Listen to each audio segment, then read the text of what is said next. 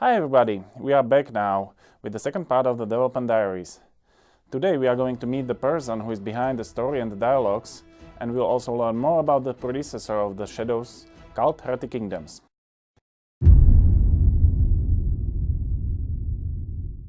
There really is only one right person to talk to about Cult, and it's Chris Bateman from International Hobo. Chris is the author of Cult Heretic Kingdoms, Discworld Noir, Ghostmaster and Shadows Heretic Kingdoms 2. Unfortunately, because of his workload and the huge geographic distance, he wasn't able to join us in person, so instead he will join us with Skype. Chris, I know it has been very difficult for you to join us due to your workload and new baby, so we appreciate at least the virtual opportunity to talk to you. Can you tell us more about your role in Cult and the connection between Cult and Shadows? Hello, it's good to be with you today. As you say, my name is Chris Bateman. I was the game designer and writer on Cult Heretic Kingdoms, and I'm also worked on the design team and the narrative lead and the script writer for the new game, Shadows Heretic Kingdoms. 10 years ago when we made Cult, I was running International Hobo, a games design and narrative consultancy for the video games industry. And although I still consult with International Hobo, I now also have a split career. I also work as an academic. And just a few weeks ago, I was awarded a doctorate on the aesthetics of play of games and video games. I think I'm the first person in the world to receive a PhD in that topic. Is there a direct connection between Cult and Shadows? Is this a sequel?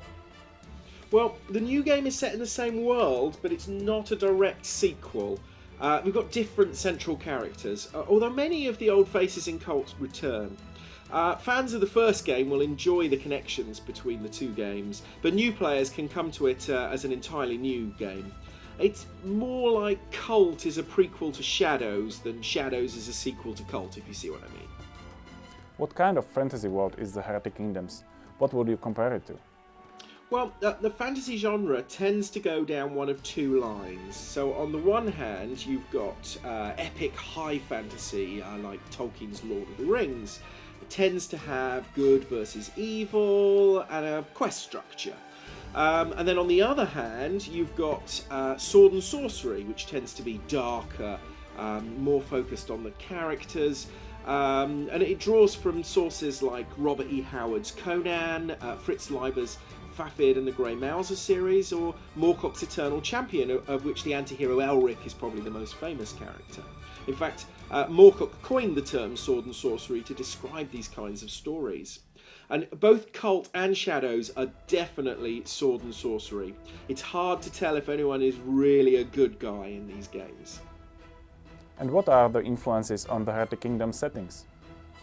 Well, as a sword and sorcery world, it draws heavily from sources I already mentioned, like Leiber and Moorcock, and I'm especially influenced by Moorcock's work. However, the Heretic's Kingdom setting always had a strong element of necromancy and immortality at a price, which are themes more common in horror settings or perhaps in the evil side of high fantasy.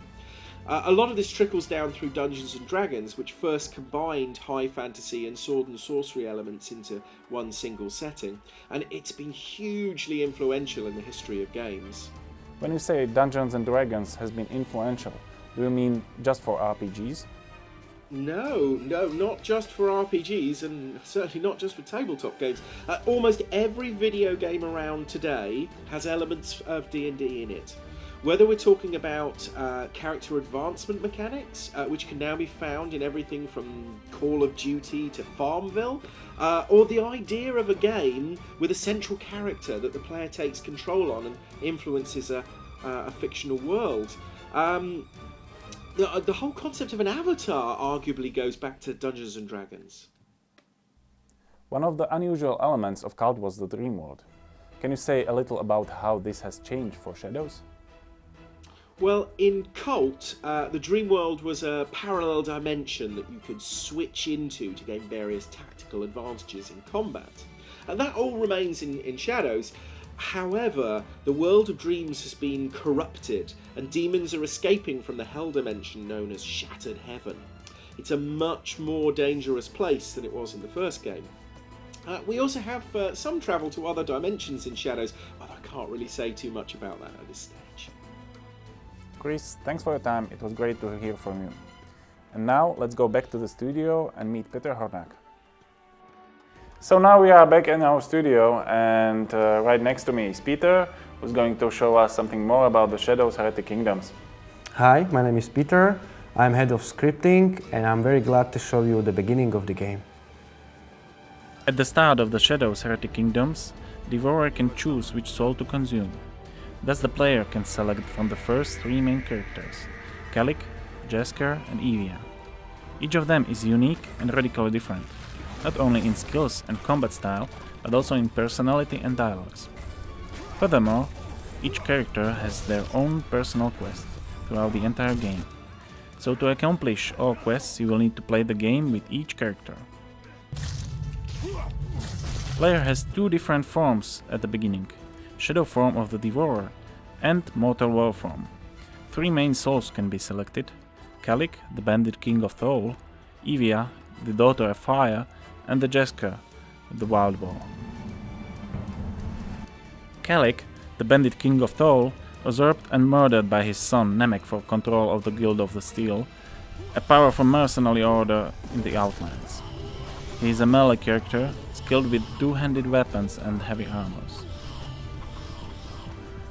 Evia is also known as the Daughter of Fire. Her mother was the last God Empress of the Garulian Empire. She was a renegade who tried to overthrow the Empire. She is a powerful magician, skilled in several schools of magic. Jasker, the Wild Boar, is a legendary hero of Corwenthe, who along with the House Malfagon overthrew the Theocrat in the Second Rebellion. He is skilled in the range combat. Later during the game, also other souls can be consumed. 14 different playable characters are placed throughout the game, and only few of them are human. No two characters are alike. We are going to uncover much more about the characters on the website and in the diaries, so watch out.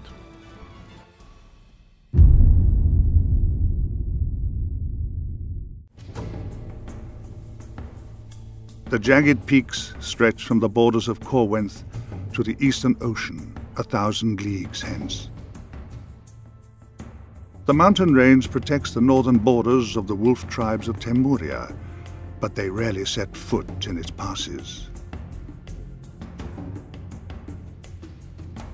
From the outlands to Temuria, only one route can safely be trod: Broken Spear Pass.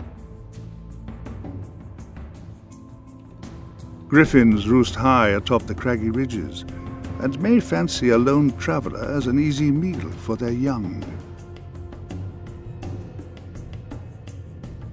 Worse horrors lurk in the dark places, unseen by any mortal eye.